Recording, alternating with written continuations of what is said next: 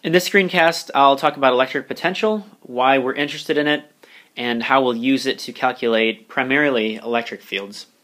So the main reason we're interested is this relation that you've already seen, and it's that the electric field is equal to the gradient minus gradient of V.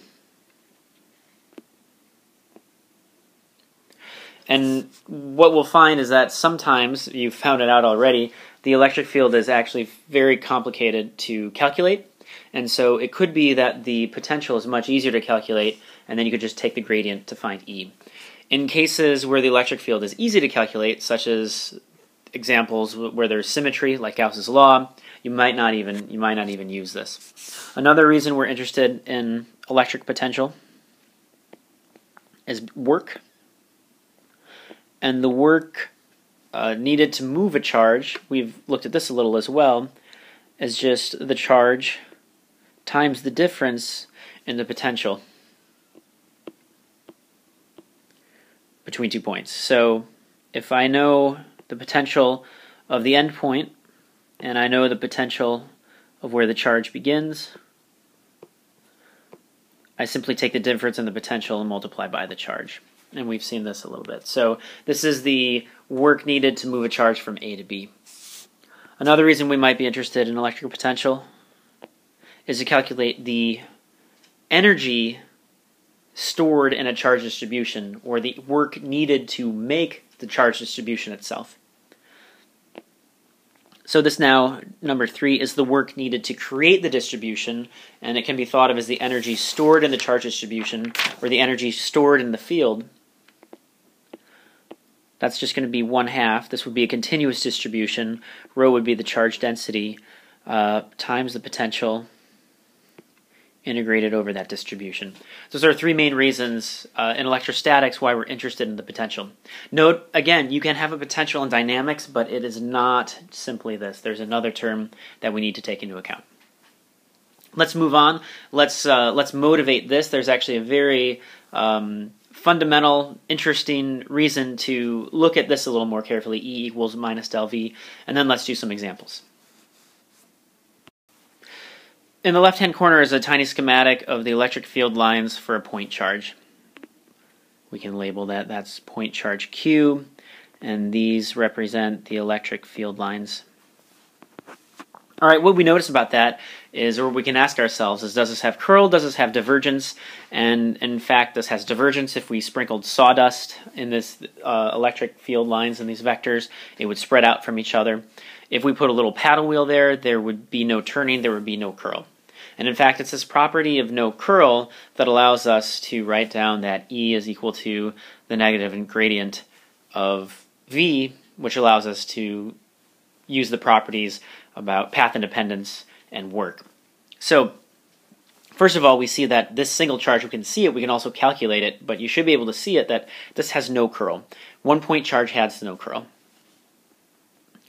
Remember that any charge configuration is made up of the superposition of many point charges, so therefore any charge configuration, in electrostatics that is, also has no curl.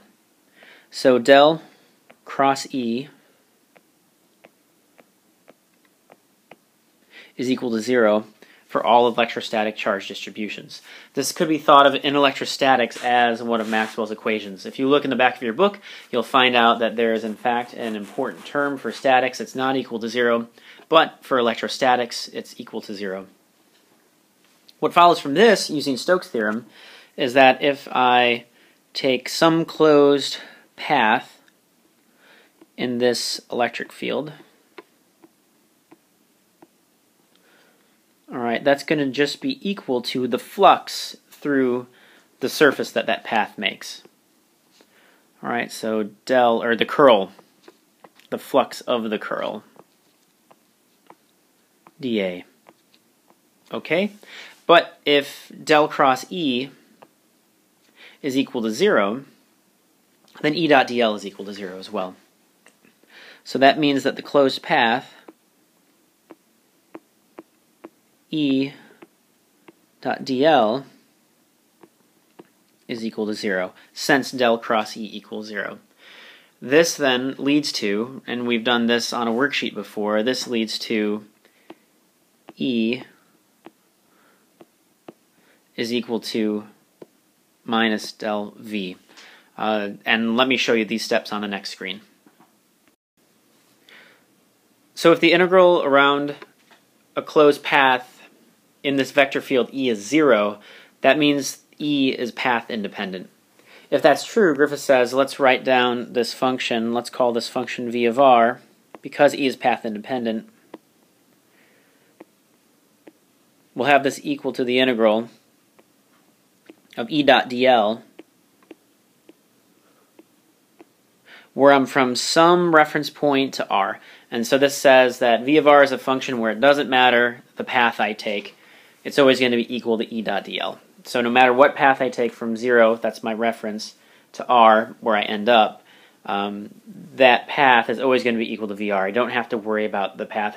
V of r doesn't have to be a function of many, many different integrals, each with different paths. If that's true, we can say that the potential difference between a point B and a point A is just VB. Let's write that again.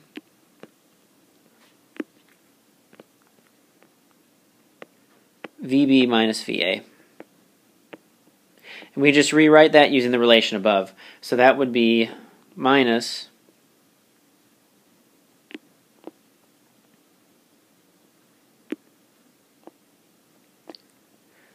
zero to B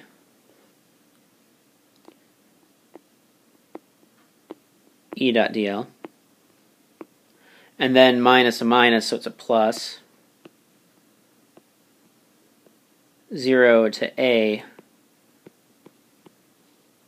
E dot dl.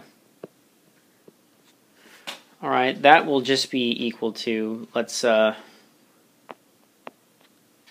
rewrite this as 0 to B E dot dl minus, we're just going to flip the limits of integration here, A to 0 E dot dl, and that's going to be equal to, let's see if we can squeeze it in, or we'll go to the next screen. Maybe we'll be able to squeeze that in. Let's shrink these down a little bit.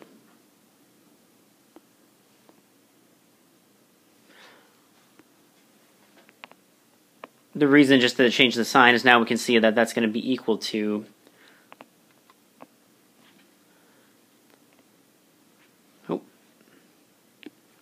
having a little problems with the screen. Let's try that again.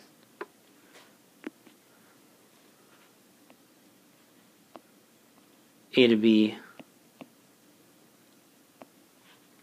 Wow, lots of problems here. Let's try that one more time. A little better. E dot dl. So the potential difference between a point B and A in the electric field E is just going to be equal to the path integral from A to B minus the path integral from A to B E dot dl. Alright, from the fundamental theorem of gradients, say bifund theorem,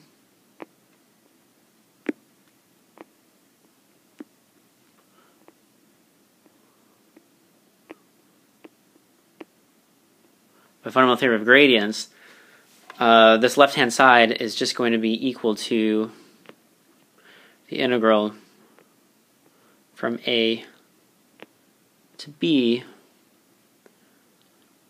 of del V dot dl.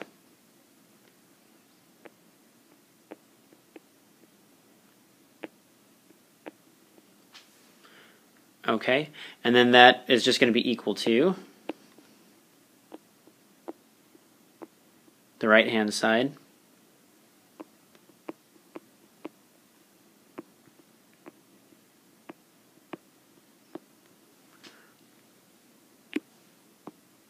and so if we equate the inner part of these the integrands, right, what we get then is that E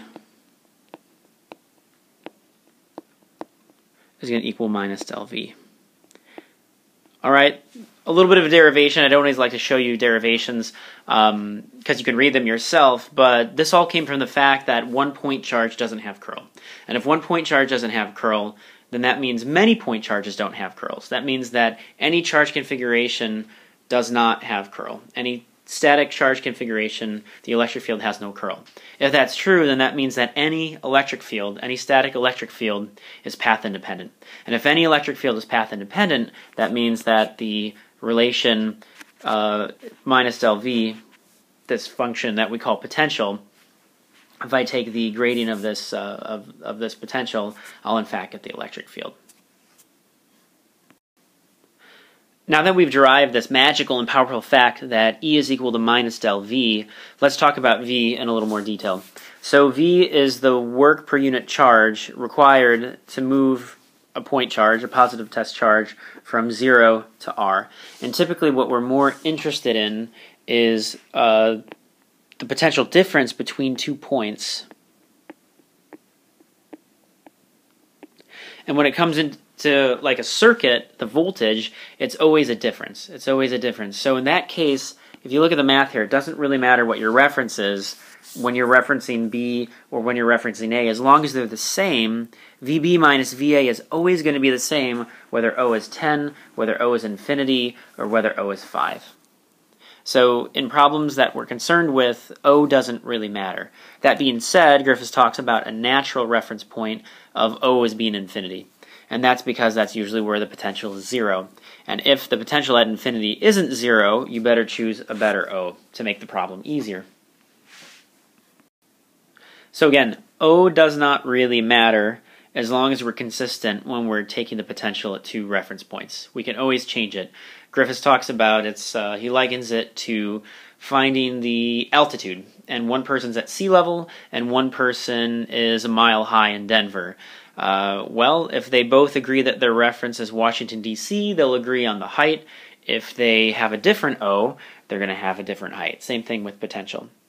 What we're going to do next is I'm going to show you a problem where we're going to actually find the potential knowing the electric field, which is a little backwards. Usually if we have the electric field, we're going to be done. So for practicality, we wouldn't do this, but this is an interesting book problem that will come up again in other areas of physics. So next, knowing E, we're going to calculate V. Remember the problem of the spherical shell that we did much, much easier using Gauss's law? If you recall, we drew a Gaussian surface. This is a spherical shell, sigma constant, and we found out by drawing a Gaussian surface on the inside, you can look back to your homework problem, that E was equal to 0 on the inside of the spherical shell, a constant charge density shell. That was for R less than A. Let's give this thing a radius A. Let me just draw the radius in a different color. So this is a constant charge density spherical shell, and for R less than A, if we drew our Gaussian surface on the inside, we'd find there was no charge enclosed. Likewise, if we drew our Gaussian surface on the outside, we found that E was just equal to Q total over 4 pi E naught R squared R hat. And that was for R greater than A. Cool. All right, so that's the E field. Typically, that's all we're interested in. We're done. For the problem I want to do here, and this mimics example 2.7 in Griffiths, is we want to find the potential on the outside and the inside of the sphere. Okay, let's actually go to the harder problem, and now what I'm interested in, let's find the potential at a point P inside the sphere. So I'm just going to put a point P inside the sphere. That's some point P inside the sphere, and that point P, guess how far it is from the origin? It's a distance R. Okay, so in order to find the potential at a point P inside the sphere, we have to find out what it would be to take a charge from the outside. So it's gonna go against the field from the outside of the sphere, and then it's continue to go against any field that may or may not be there inside the sphere. All right, so the way we set this up is that we want to go potential. V is going to equal to minus, it's going to go from, what we're interested in is from infinity, that's where we're starting, to R E dot dl. But from infinity to R actually crosses two sections of field. One where the field is Q total over 4 pi E naught R squared, and another where the field is equal to 0. So that's going to be equal to, we're going to break the limits up now. We're going to go from minus infinity to A, all right, and that's going to be the E outside. I'm just put out here. Dot dl. Okay, minus from A to R, E inside. E in dot dl. Okay, so the first attempt, what we're attempting to do is to say that the potential inside that sphere is 0 because the E field is 0 there. But no, it isn't. Remember, the potential here, this is the work per unit charge it took to bring a charge in from infinity inside that sphere. And that took some work. That didn't take 0 work. So this whole thing is going to be equal to minus integral of, remember, E out is going to be, let me put the limits there. Pen's having a little trouble down there. Try that one more time. It's a little better. To where we're going. We're going to A, and it's going to be Q total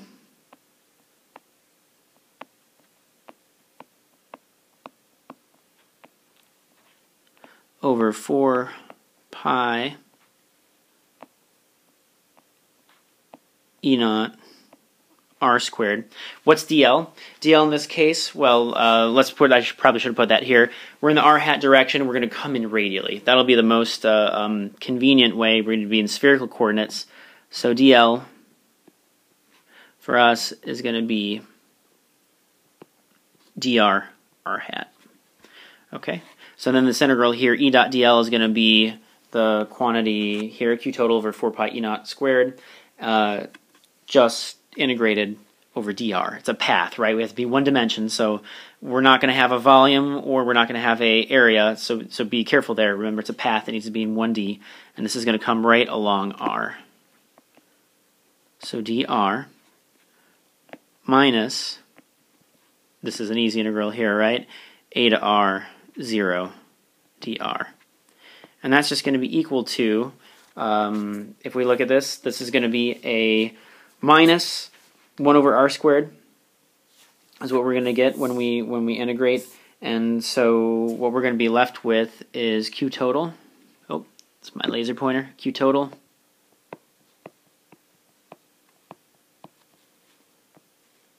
no vector. This is potential. It's not a vector, so the vector disappears, right? The vector, in fact, disappeared right here when we took the dot product. And this is just going to be equal to 4 pi E naught A. That's the answer. And this one, of course, went to 0. So it was just, let me do that. That one went to 0. So what we had was just the contribution. That makes sense, right? The work it took to bring it inside, the work it took was, if I'm going along some radius here, it took work to get it to the edge and then no work to bring it in, right? So the potential from the edge all the way in is going to be Q total over 4 pi E naught A. I have one more little bit of fun for you in this screencast about potential.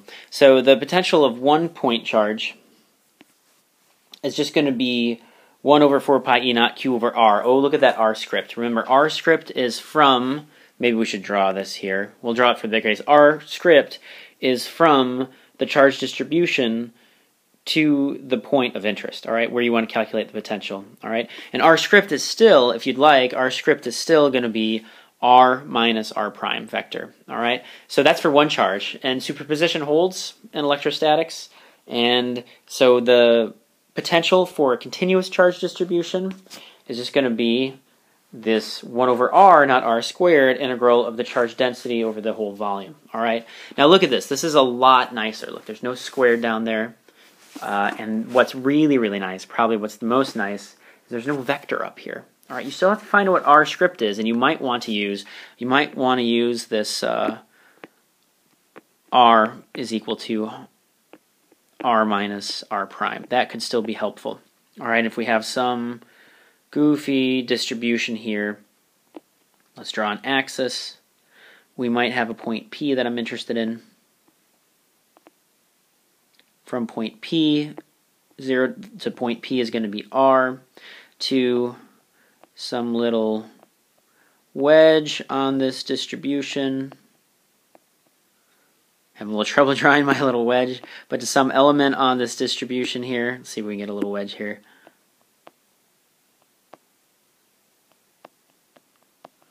All right, close enough. This is going to be r prime. And then from the little volume element to the point is going to be r script. All right, so you may, of course, please still use the vectors r and r prime to get r script, but check it out. In order to get the potential, you don't need the vector. You don't need r hat. You don't need r script vector.